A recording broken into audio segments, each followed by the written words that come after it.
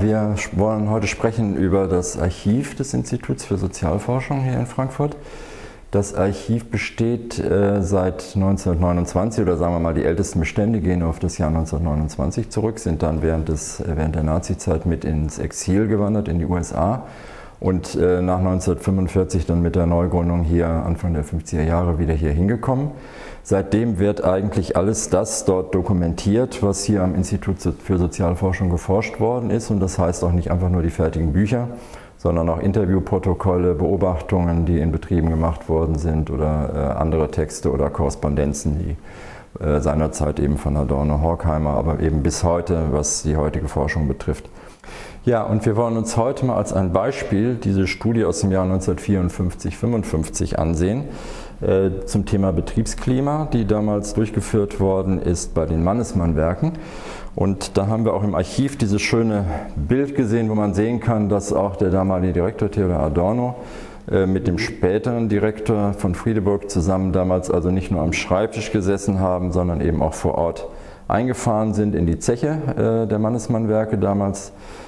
Das Thema war ja Betriebsklima. Was kann man sich darunter vorstellen oder warum wurde das da zum Untersuchungsgegenstand? Ja, erstaunlich. Es war ein Auftrag des Vorstands der Mannesmann AG. Es war eine Zeit, also Mitte der 50er Jahre, wo gerade die Mitbestimmung gesetzlich verankert worden war und es gab ein gewisses Interesse auch zu sehen, wie ist das einfach bei den Arbeitnehmern, bei den Managern angekommen. Und die Betriebsklimastudie ist nach meiner Auffassung unter 3 Gesichtspunkten besonders spannend. Einerseits beginnt da die Tradition arbeits- und betriebssoziologischer Forschung am Institut für Sozialforschung, die ja auch heute noch einen wichtigen Raum hier einnimmt. Zweitens wurde der Versuch gemacht, unterschiedliche Methoden quantitativer und qualitativer Art miteinander zu kombinieren. Das ist nicht in allen Punkten gut gelöst worden, aber es war ein Ansporn, für die Weiterentwicklung des Methoden-Selbstverständnisses. Und dann, denke ich, ist es auch noch wichtig, was das Verständnis von Drittmittelforschung anlangt. Also wie kann man die Autonomie der Forschung bewahren in einer Situation, in dem ein Unternehmen gleichsam der Finanzier und auch derjenige ist, der eben die Zutrittsmöglichkeiten eröffnet oder verweigern kann. Ja, wenn man hier so reinschaut, dann findet man hier noch, also aus heutiger Sicht, sehr einfache Formen, das darzustellen. Auch in der Zeit, wo man heute mal mit Tortendiagrammen und so weiter arbeitet, ist das hier schon einigermaßen lustig zu sehen.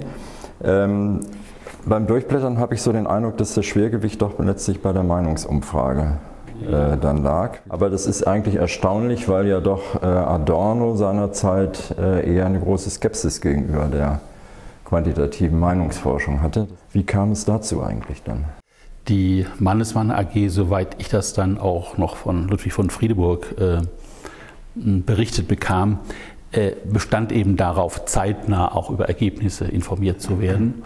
Und der zeitliche Rahmen hat dann das Auswertungsteam gezwungen, eben sich im Wesentlichen auf die Meinungsumfragen zu beziehen. Das finde ich ist eben eine Stärke des Archivs, dass wir uns quasi auch die Schwächen früherer Studien noch einmal vor Augen führen können, denke ich, und sehen, was wir inzwischen gelernt haben. Und man kann auch sehen, dass die damals auch mit Wasser gekocht haben. Also das ist auch der Vorteil eines Archivs.